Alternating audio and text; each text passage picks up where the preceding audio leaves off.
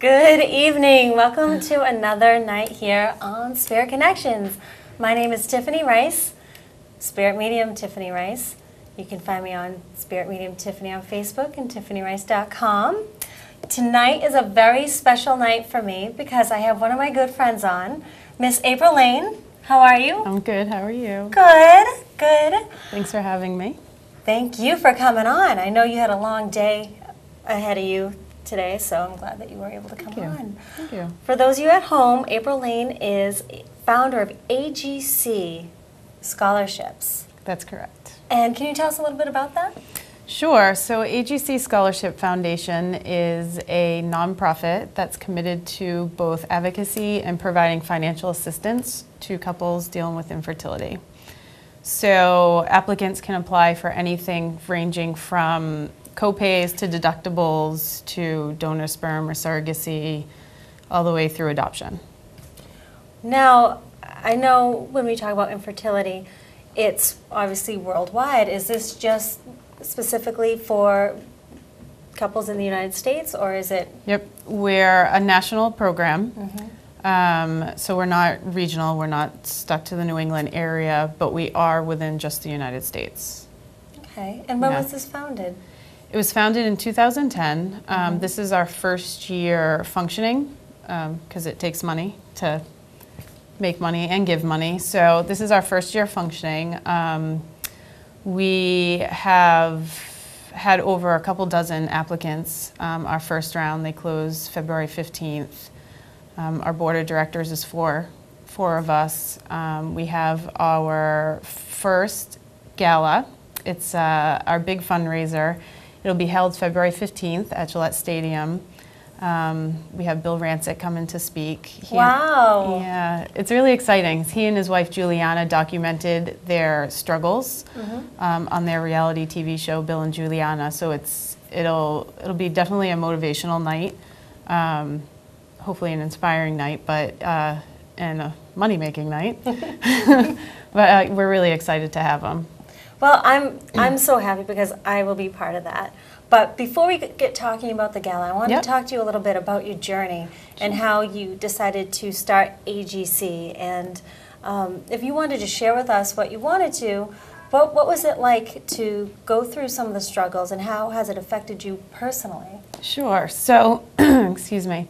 My husband and I started trying for a family shortly after we got married in 2007. And after about a year of naturally trying, we realized something might not be right, so we went to our regular OBGYN. They did some testing, everything looked fine, said maybe you should go see a reproductive endocrinologist. So we went to a reproductive endocrinologist that did more testing, and everything still looked fine, said, you know, why don't we try a simple procedure called an IUI. And that's basically an insemination where they take your husband's sperm, wash it, and bypass the cervix. I don't really like them. But we did a few of those. They didn't work. And so then we moved on to IVF. And then our journey lasted 4.5 years. We had several procedures, several miscarriages.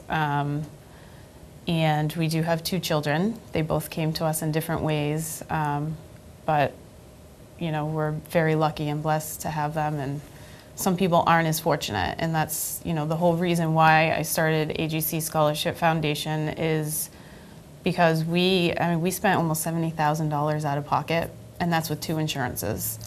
I don't think people, especially a lot of people at home, don't realize all the procedures and all the struggles and how expensive it is. I mean, $70,000. It's so much money. And only in a short span of time, only 4 years of time.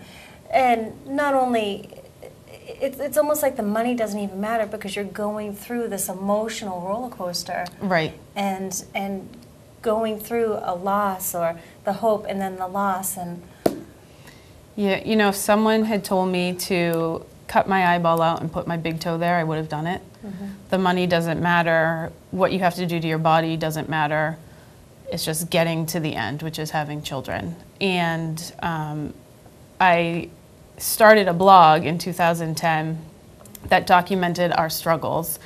And at the time, I had friends who were in a same-sex marriage, and they were going through a similar thing, but it was different because I have the parts, and they weren't working, and they didn't have the parts. And so it was a little different, even though we were both going through fertility treatments, and I just didn't really have a support system.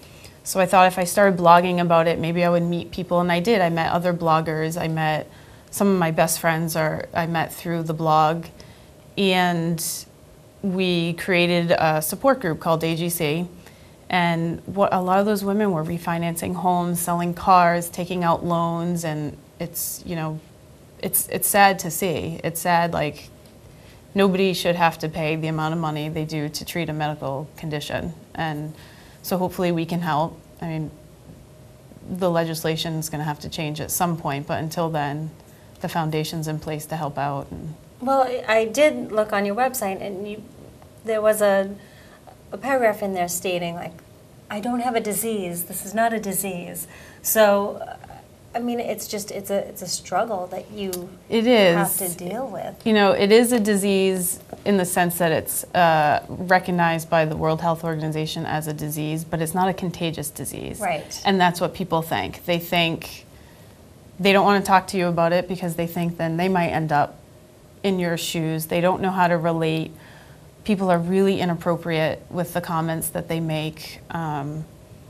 So medically, it's recognized as a disease, but socially, it's not.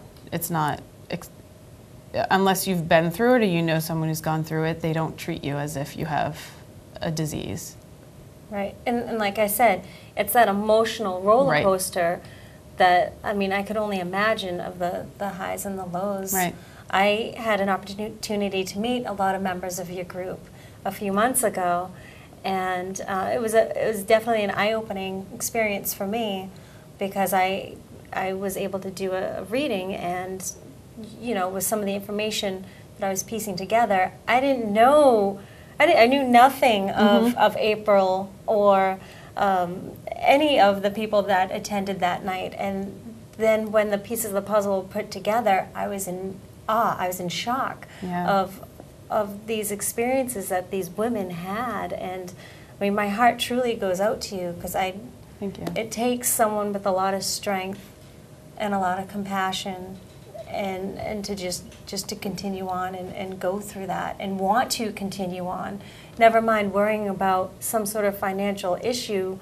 You know, again, like you said, people are refinancing and selling their cars. It's just, it's so sad. I mean, and to know now, hopefully there are more treatments available. And I'm sure you've tried everything from homeopathic to, you know, like you said, you did get the medical treatments out there. You know, it's funny, I read a thing on Huffington Post yesterday, and it was, you know, a letter to my reproductive endocrinologist, and one of the bullets in it was, I respect you, but I have an acupuncturist and a homeopathic doctor, and listed all these other things, because it's more than just modern medicine, and it's more than Western medicine. It's, I mean, you have to stay sane, and everybody has a struggle in their life, whether it's financial or with job stability or relationships. Everyone has a struggle, and it's just how you get through that every day and you overcome it, and you never know how strong you are until you have to be. Exactly. Yeah. Exactly. I mean, I know from a Reiki standpoint, I've had people come to me with fertility issues, and they asked for me to give them Reiki to see if it would help, and so forth. So I have taken part in that.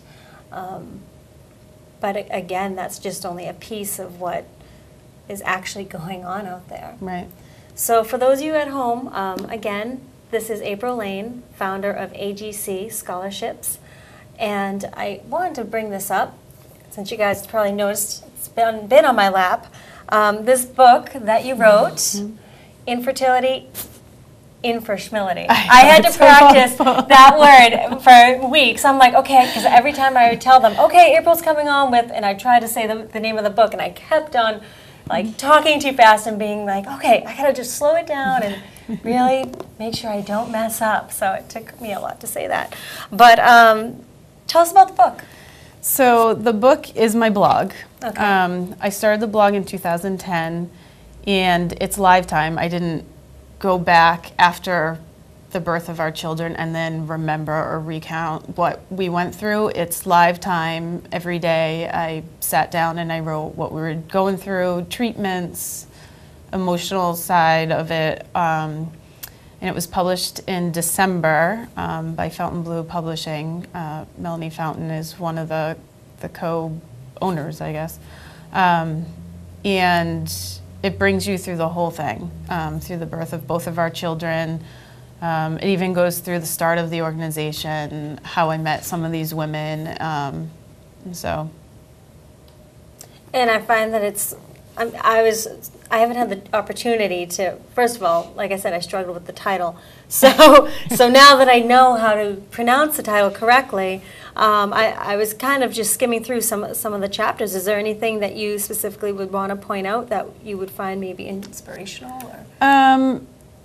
You know, I hope that you'd find it inspirational because we got through it. It stays with you. It's not something that goes away after you have children.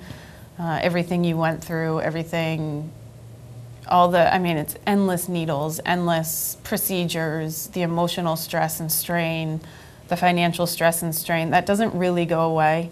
It takes a little bit of a back seat because your priority now is you are a parent and that's what you fought for, but there are little reminders that you're different than everybody else, that your body's different, that your life is going to be a little bit different.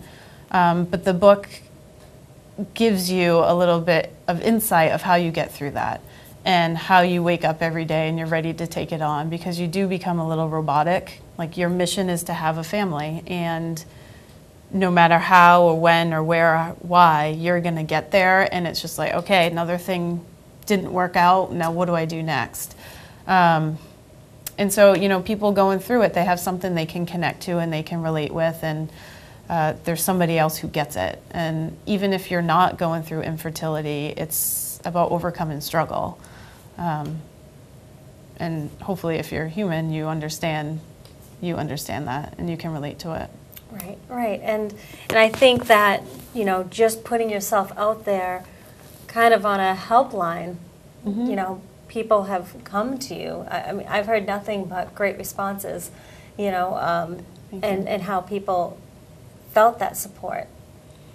Yeah. And how close everyone is. I mean, again, by meeting you and your friends, it opened my eyes, because I ended up being able to spend some time with them on an individual level besides that night. Yep.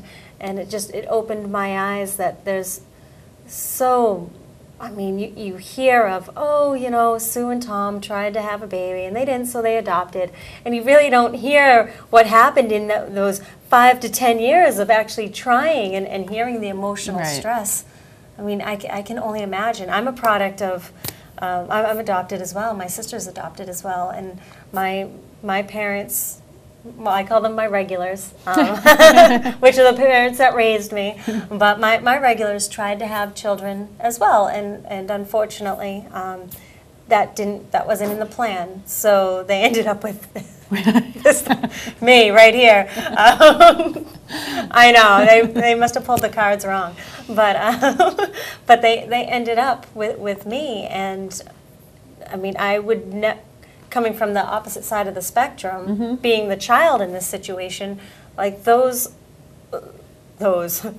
people, my mom and dad are my mom and dad. I don't see it any different. My sister, who we are not biologically related, she's my sister. Like, there's no other way. Right. Do I know my biological family? Yes, I ended up meeting them in my early 20s, and you know, my biological mother and father are not together now, but so I know them separately, and I have separate relationships with them. And in my situation, it was a positive experience. There's no regrets. I mean, what am I going to do? I had no say in anything. I was just born. So it is inspiring. I mean, I can only imagine. My parents tried to have children back in the 60s, so it was a lot different then.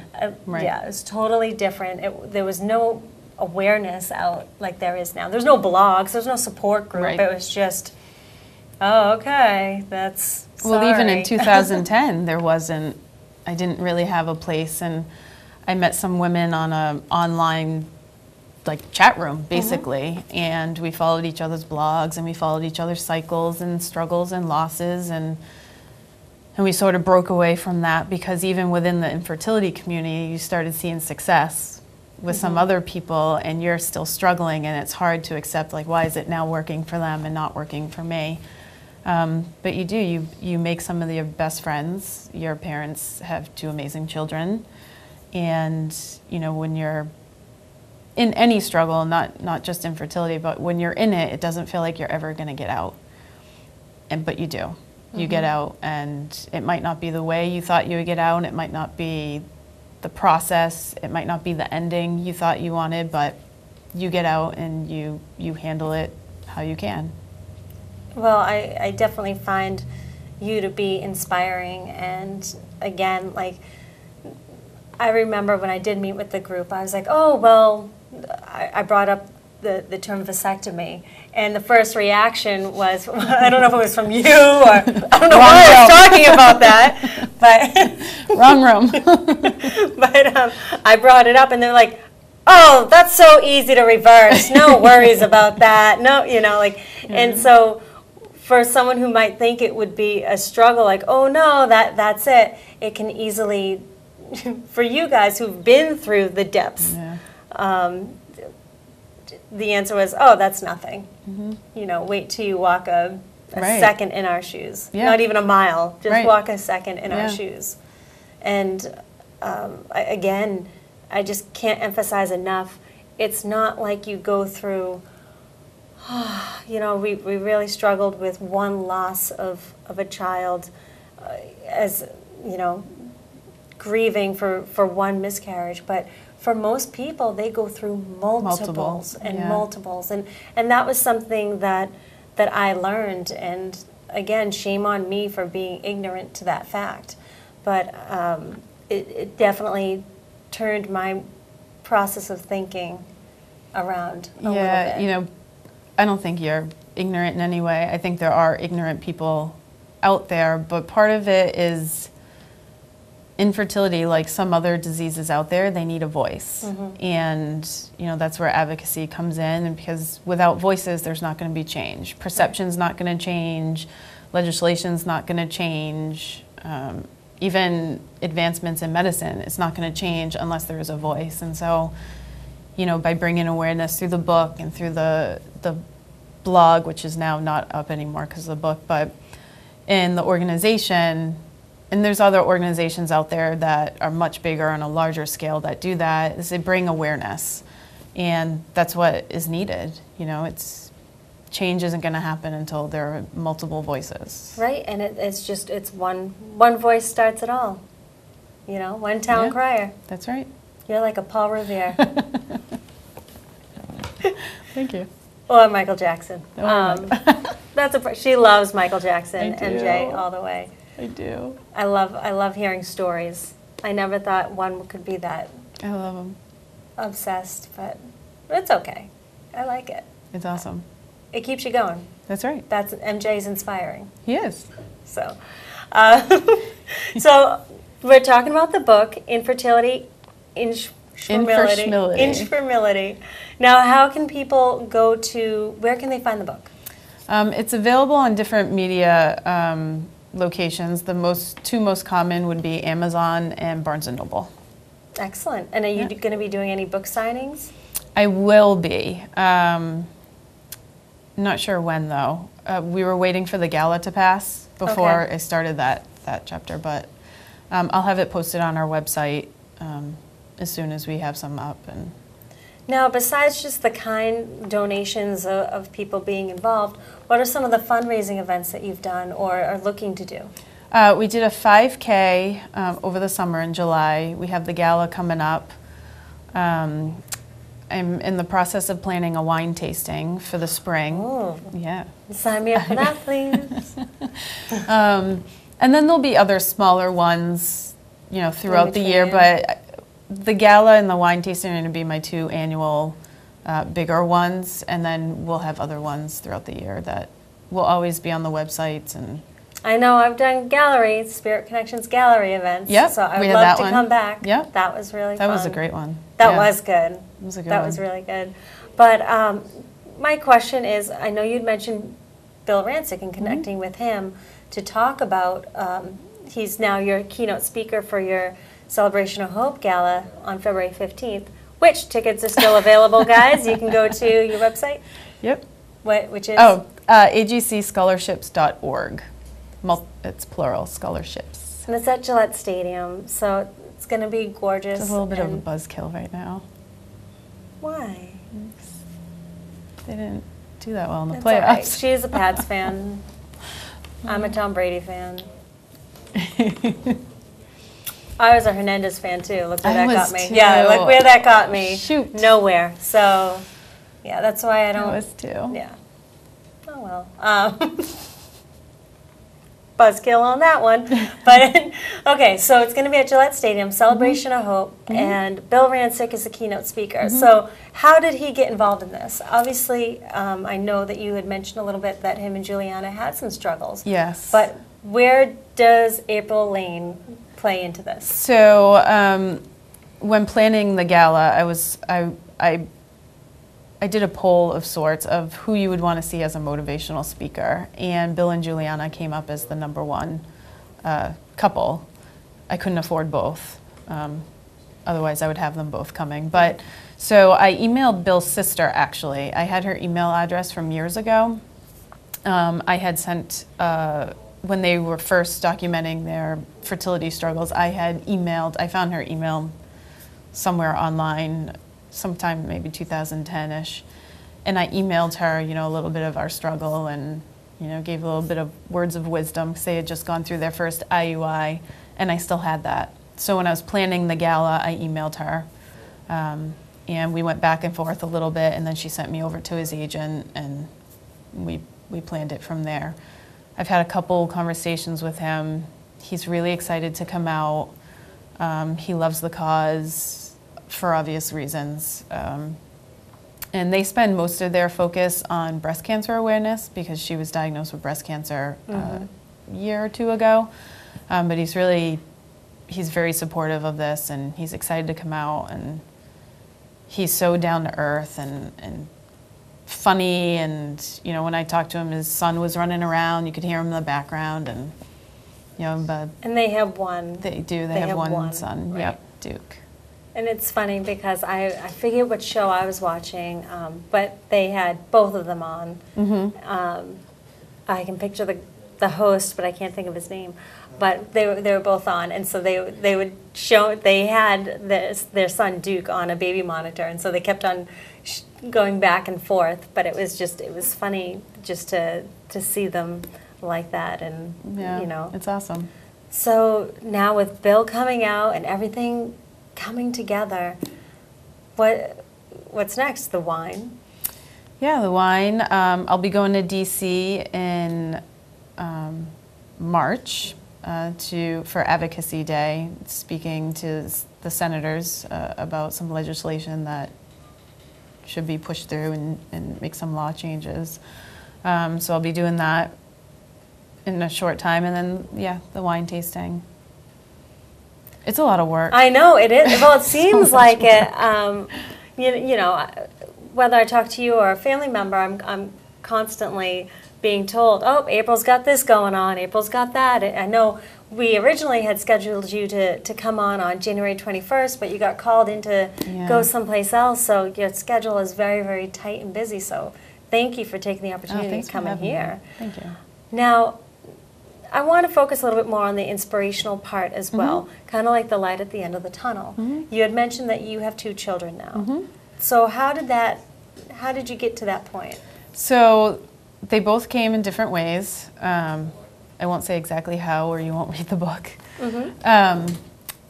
One I carried and one I did not carry. I can tell you the anxiety of waiting for both of them is the same. One was inside me, one was not inside me, and it was still the same anxieties. It's still the fear, when is it going to happen? What does this mean? What does that mean? how I love them is exactly the same. Their stories are very different on how they came into the world, but they're both very exciting. They're two amazing little guys. They're awesome. They're so awesome. And how old are they? 2 and 1. Wow. Yeah. So it's literally back to back. Yeah, you know, even 3 years ago, if you told me I would have 2 kids, I'd probably punch you in the face. I know. You know, but things can change quickly. Absolutely. Things can change quickly, and I don't think everything happens for a reason. I don't, you know, I've flushed fetuses down the toilet. I don't see what the purpose behind that could be, but I can see that some things you have to wait for. And they're both totally worth the wait. I can only imagine. Yeah, they're awesome. See, that's amazing. I love it. Yeah. And I know that I know we're getting questions in the chat room right now, and I can see if you guys could only see what's going on behind the scenes right now. But we are getting your questions in the chat room. Keep them coming. For those of you guys who are just tuning in, again, I have Aprill Lane, author of Infertility Inferschimility. Inferschimility. See, we have a good time. And okay, so Aprill. Okay, I'll read it because Tiffany doesn't have her glasses on. Is Aprill going to continue blogging now that the book is out? I will. You know, the posts that are in the book will not be on there. I pulled them down. The blog will have a little bit of a different dynamic. Who wants to read an infertility blog from a mother of two? So it's a little different, but I will blog about parenting after infertility. I will blog about the cause. I will blog about the organization and things of that nature. So yes. And I think too, with my standpoint, people for the support, they like to be able to relate. Right. So even if it was a struggle that you may not have, that you had gone through, but you may not be going through now, even if you share your past struggles, I think that would be beneficial as well. Absolutely. And you don't have to have the same struggle to relate to struggle. I can relate to someone who's going through cancer or who just lost their job because I understand struggle, and everybody can understand struggle. Right. So you don't have to be within the infertility community to be able to relate to it. And so, yeah, like the book is relatable, the blog will be relatable, it'll just be in a different aspect. What are they laughing about? The setup that we have going.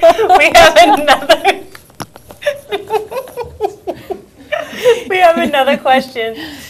Okay, so go ahead, Aprill. It says, how do you find couples for the scholarships? So we're marketed in several different media outlets. A couple advocacy groups, Resolve New England has been supporting us and posting about us. A lot of the fertility clinics in the region know about us. They have brochures and pamphlets. They've sent out mass emails. We're listed as support resources on some cancer support websites and other websites. For couples that are getting awarded the scholarships, they apply online through our website. There's an application link, and they fill out an application. There's a selection committee that reads all the applications, and then we choose them. I will say it's really hard. I didn't realize how hard it was going to be to have to turn people away. So if you donate, we don't have to. But, you know, we don't have enough money to support everyone, and you know, it breaks my, it does keep me up at night thinking about the couples and what if we pick this one and then this one doesn't get it, and it's hard, but there's a selection committee, so it's not just one person, so I don't have that on the weight of my shoulders, but that's how it goes. But the one thing, there's always that but, and it's just the beginning. This is just the beginning. The very beginning of AGC, and I see that you guys are going to be doing just so much more. You're getting the voice out there. After the gala, September 15th at Gillette Stadium. Tickets February. Why did I say September 15th? We're not even close to September. Is that your birthday? No. You could have just said yes. I don't know why I said February 15th. Is my grandfather here? Probably. No. Hey. Okay, we have another question. If one cannot attend the gala, is there another way to donate? You have horrible handwriting. This is so old school. Again, if you guys could only see. Yeah, so you can find us on Facebook on the 8th of every month, because 1 in 8 couples are diagnosed with infertility. So on the 8th of every month, I do a raffle. So you could always participate in the raffle.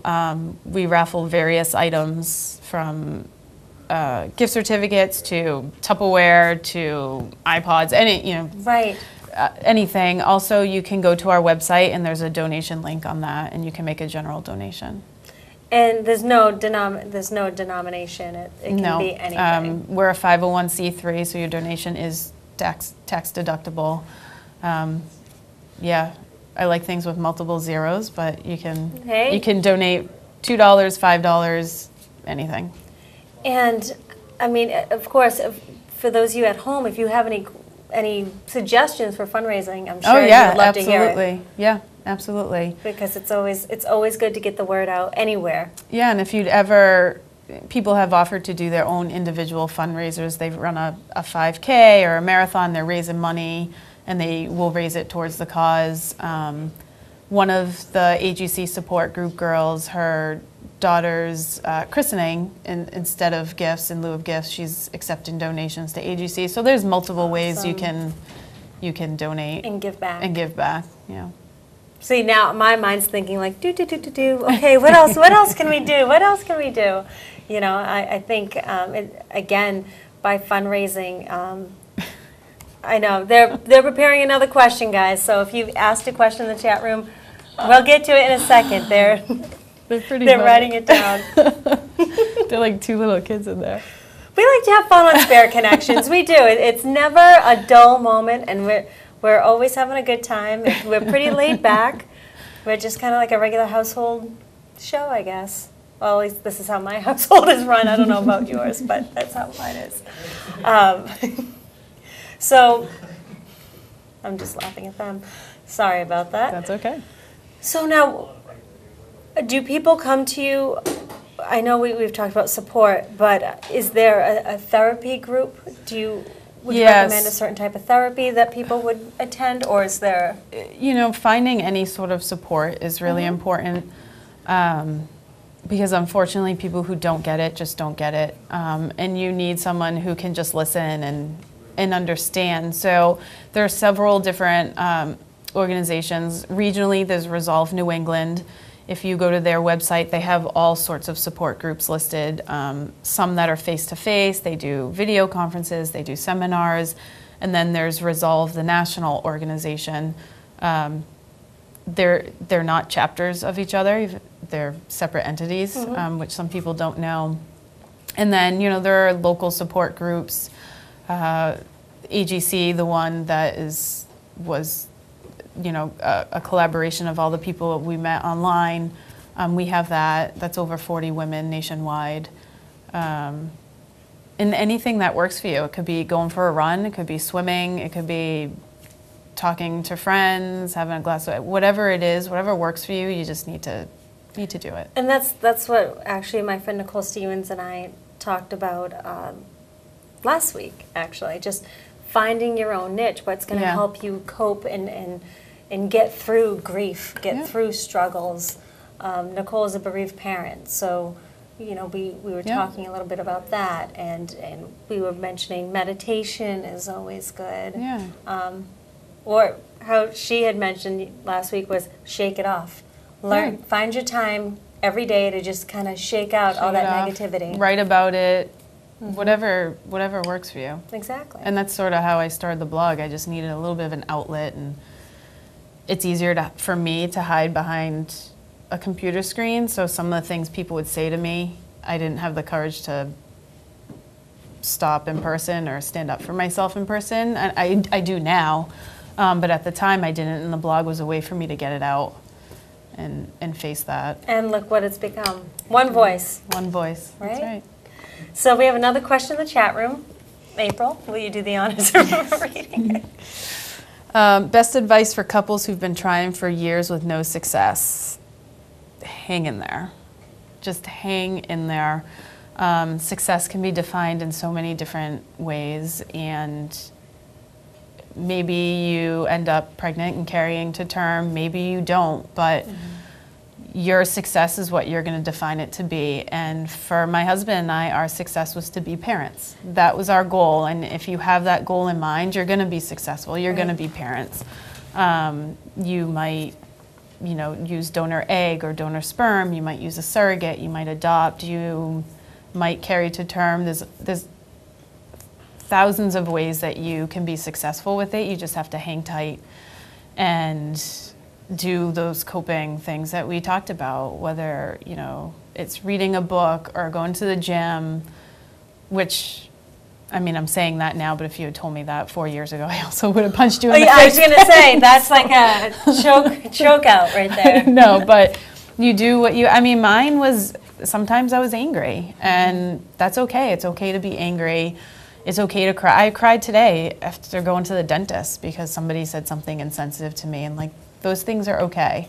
And just keep fighting, don't give up. I wasn't gonna tell you because I wanted you to read the book, but we did 3 IUIs and 8 IVFs. That's unheard of, that's a lot, but we weren't gonna give up, and we were gonna get there, and however we had to get there, we would get there, and we spent a ton of money, and you know, some people aren't as fortunate, and I get that.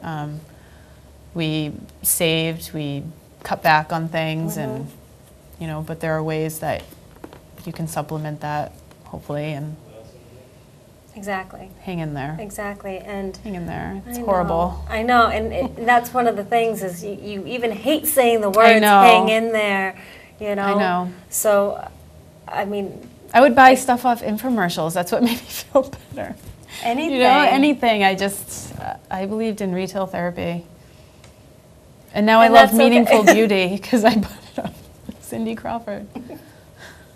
See, you might open your eyes to something that you truly love. And I mean, but again, there is always that light at the end of the tunnel. Even though you think you're in your like deepest, darkest moments, there's always a light. There's that outlet. Get involved. Open yourself up. You might not want to be a town crier and tell everybody your story, but I know that there's always going to be that one person that's going to want to listen to you. Yeah, and I know, I hate saying hang in there, but I mean, you have to. What other choice do you have? It's just how you handle it and how you manage your everyday. And I didn't realize, I was depressed. I didn't realize it until our oldest son was born. We were at our lowest low, both of us, Brian and I, we were at our lowest low, and I mean, I still went to work, I still functioned, I was still a normal person, but seeing the difference in me then and the difference in me now is totally different. So it's a lot easier for me to say, hang in there, because I came out of it and I'm okay. And I still, pregnancy announcements, they make me sick. Baby showers, I'm gonna have to take Xanax or something to go to them. Like there's that part of you that it never goes away, but it's hard. It's hard, but you get there. But don't give up. And yeah, don't give up. I mean, some people will have to deal with the loss and the grief of maybe living childless. Some people will live childless, which breaks my heart. But you're gonna be okay.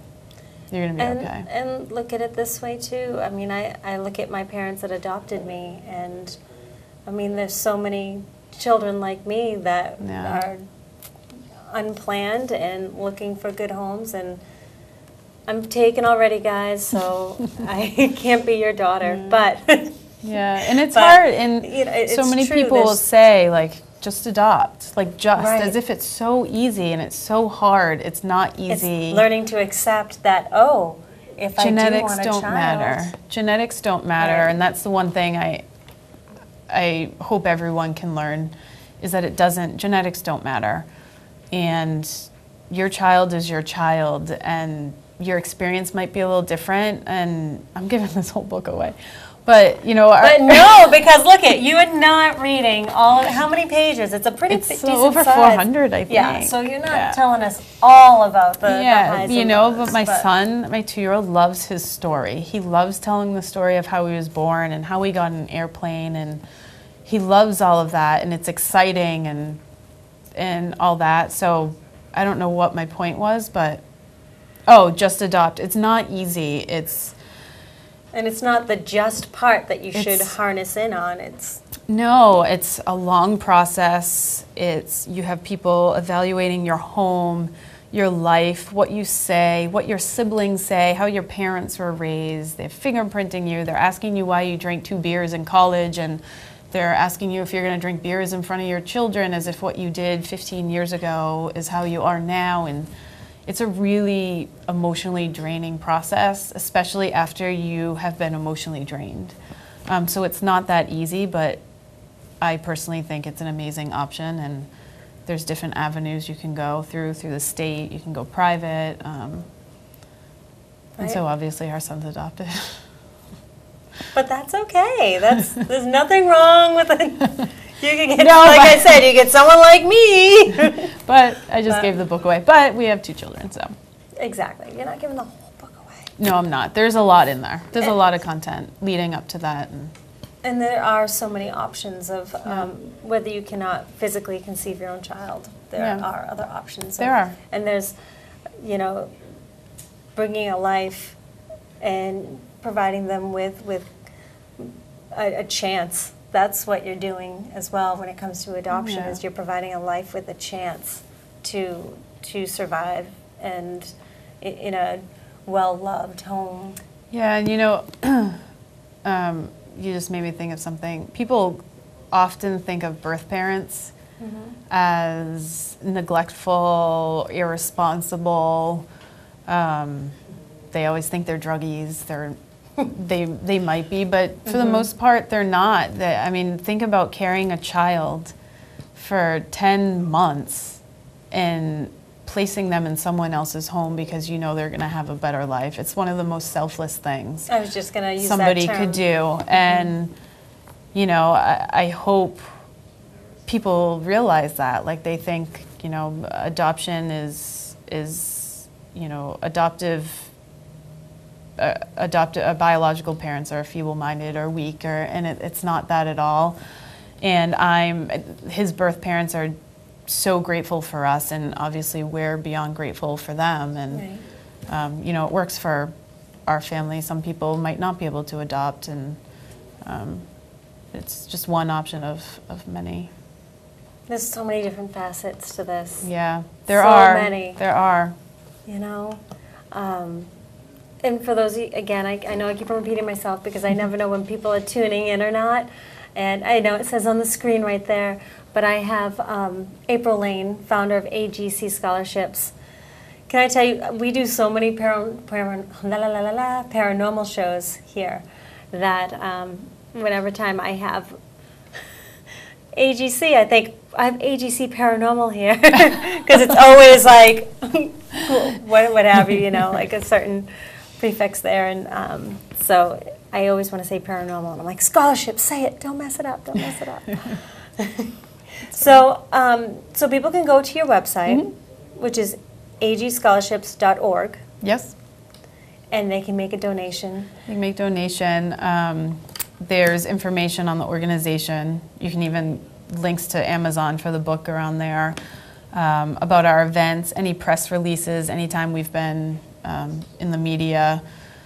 The application is on there, general information. There's some support resources outside of our organization that you can link through. And I want to talk about the gala. Before we go, I want to talk about the gala because I've been hearing so much about this gala. Yes. So what can people expect? So it's hopefully going to be fun. So it starts at 6:30 p.m. There will be a silent auction that runs the entire night. We have amazing items in our silent auction, from gift certificates for photography, for restaurants, hotel stays. We have signed memorabilia. We have children's bikes. We have everything you can think of. Sports memorabilia. There's a cocktail hour. It will be open bar, so complimentary beverages for the first hour. Sam Adams sponsored that, so they donated all the beer, which is awesome of them. Then there'll be a 3-course dinner, and Bill will speak during that. He actually wants to start at dessert, so there'll be dinner, and then Bill will start at dessert. There'll be a question and answer with Bill. We have live music by The Few. They'll be playing. It'll be a fun night. My book will be there. Several of the AGC members will be there, and we actually considered, having like a pin or a flower that they could wear, so you knew like they were one of the members. And then we decided against it because some people still want to be private with that. So it's going to be an amazing night. You can buy tickets on the website. They're only available for another couple days, so if you want them, you got to go on. I'm buying my ticket tonight. Yes. I am. I have my money in my bag. I'm like, I will, I promise. Yeah, so it's going to be an amazing night. Hopefully motivational and inspirational, and Bill's always a good draw, and his teeth are ridiculously white. Oh, and that's so I'm nice. dying to see them in person. You know who has really good teeth? Bon Jovi. I know it's totally... I don't know if I can picture his teeth. I saw his... I went to a concert over the summer.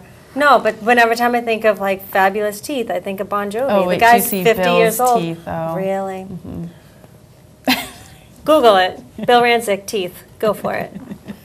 I want to see it. You have nice teeth. Now I'm self-conscious. I got them cleaned today. You did? Oh yeah, you mentioned the dentist. Yeah.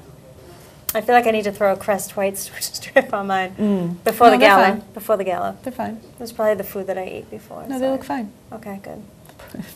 I'm starving. I know. I'm sorry. I wish I could help you.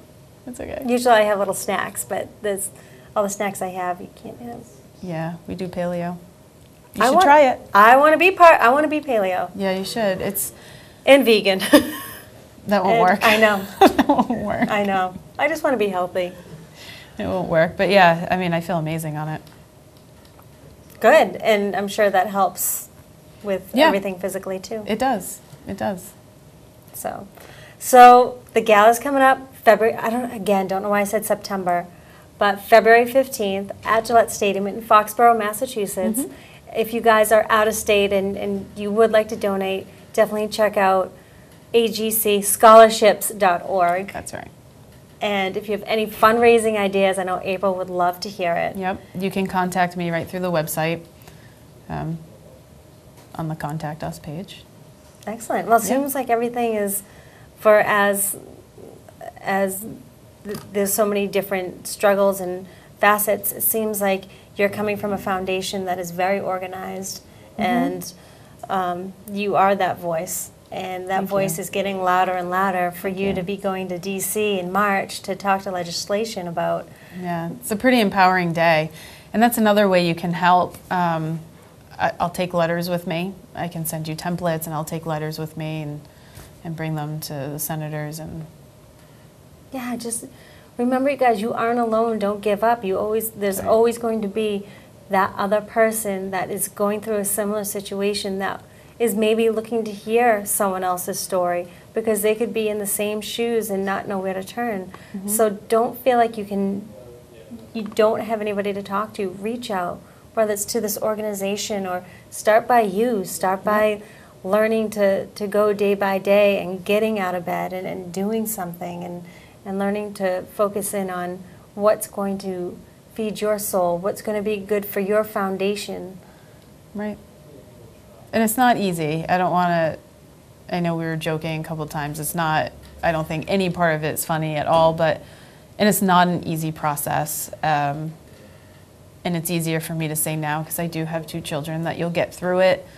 So just hang in there and find your support wherever you can. Emotional support, physical support. The physical side of it is so draining. People don't realize, and I'm a needle phobe, and I mean, 3, 4, 5 needles a day in an IVF cycle, and And that's you having to administer it, isn't it? It is. You know, in the early stages, my husband tried to give me my first shot, and I'm surprised the neighbors didn't call the police. I was screaming, and he pinned me down. I'm a true needle phobe. And so I started going to the fire station. And they would do it? They would do it, yeah. They would do it for me. They would give me like little teddy bears that they had. So embarrassing.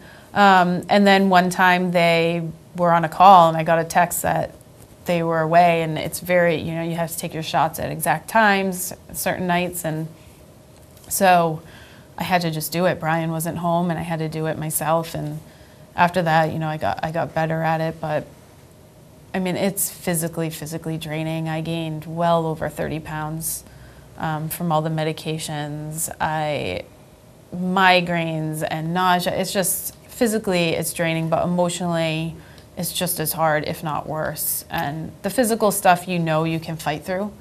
It's the emotional stuff that you need support on. And especially if you're not talking about it to people. Right. You know, if your story isn't out there. So you're not only physically changing, you're emotionally changing as well. And people, I'm sure, whenever time you go through a struggle and they don't know about it, you do get some comments from people. And even when they do know, you get some comments. And yeah, I said to a friend yesterday, or maybe it was today, is I can't imagine going through this quietly. I can't imagine what it would have been like if I didn't have a voice and I didn't have someone that could voice back. And that support, that emotional support I got from the AGC girls and some other people, I never would have made it through. I really wouldn't have. You know, these women, some of them we've never even met before. Because they're across the country. They're across the country. We're like this underground community. And I mean, they've picked me off the ground, and I've picked them up off the floor, and it's, you know, it's an amazing bond that you can have with people when you're dealing with similar struggles, and so you need it. You need that support. I definitely agree. In any struggle, if you have a helping hand, it might just make it just a little bit easier. Just a little bit. And don't be afraid to say, like, what you just said to me is not okay. You know, I found a lot of healing in that. Is I felt like I was taking punches all day long. I would see a pregnant person, I would get another phone call or an email, I'm pregnant, and you know, friends we all started at the same time, and they weren't just having one baby, they're having two, and they were going on their third, and we were still trying. And I found it comforting when somebody said something insensitive to let them know, like, that's not okay. It's not okay. You know, that hurts my feelings or whatever it may be, and I found comfort in that. Right, and I think that's what it is learning. I talk about setting boundaries all the time on the show, but in any struggle, any situation, you have to set your boundaries. You can't allow people to walk all over you. It may not be intentional. No. The insensitivity may not be intentional, but it might be just that person, how they know how to handle it, how they know how to, because it always, the words that come out of your mouth is a reflection on yourself. So it could be just the way that they're dealing with a certain situation in their life, and their uncomfortable or uneasiness. And ignorance isn't always intentional. Right. Some people just aren't educated, and that's the point is, you know, I'm not going to tell you what you said hurt my feelings because I want you to feel bad, but I'm going to tell you because you need to know that that's not okay. Right. And so educating others, and it's important. Absolutely. Absolutely. Well, again, people can contact Aprill Lane on agcscholarships.org, and they can contact you if they want to just reach out and talk. Absolutely, absolutely. I know that you can show them to a lot of different groups, maybe some groups, I'm sure you're connected to groups all over the country. Absolutely. So maybe a group in your location, doesn't have to be Massachusetts, so you don't have to worry about, oh no, I'm from Pennsylvania, what am I going to do? There's always certain groups that you can be part of. Even if you don't feel like leaving your house, I'm sure that there's there is online, I mean, nowadays. Yeah, absolutely. So, and again, if you guys are looking to donate, definitely go check out, again, agcscholarships.org. Any denomination will be helpful to help couples struggling with infertility in America. And if you guys can make it, February 15th. I don't know why I keep on hearing September. We'll be there September. We'll be there in February. I'm like, Bill, hello, Juliana, anybody? I know she won't be there. But, I will not. Juliana. Yeah. February 15th at Gillette Stadium in Foxborough, the Celebration of Hope Gala. You can get your tickets at, and I'm sure you guys are repeating it at home, agcscholarships.org. You can purchase your tickets there. For that entire night, for the silent auction items, I'm telling you, I saw it, they have Michael Jackson stuff. We do. They have Breaking Bad stuff, right? Breaking Bad stuff. I hope I'm not leaking too much information. No, it's all so, public. And obviously there's a lot more than just that. Plus you're getting a 3-course dinner. Is there going to be a meet and greet with Bill? Will he be able to stick around? Okay. He is doing a question and answer. I'm waiting for his agent to let me know what the logistics are. Is he going to eat dinner with us? Are we going to put him in a room? I don't know. By himself? I don't know. So, I mean, he might be at dinner. I'm not sure. Okay. I would assume he is. Well, I would hope so. Because he's not talking until desserts. What is he going to do? Sit and wait. Unless maybe his plane gets in. I don't know. We can speculate later, I guess. Well, what time does his flight get in? I'm not sure. Okay. So, anyways, again, make sure, like I said, one voice can do so much. So, don't be shy. Don't be embarrassed. There is a light at the end of the tunnel. It's called hope. So, thank you, April, for coming on. Thank you for having me. And you're welcome. Thanks. I'm excited. Anything I can do to help. Thank you. So, I'll see you guys next weekend, apparently. Now we're all on the weekend schedules. I'll see you guys next week. And again, thank you, April. Thank you. And for you guys at home, you're welcome. For you guys at home, have a good night. I'll see you later.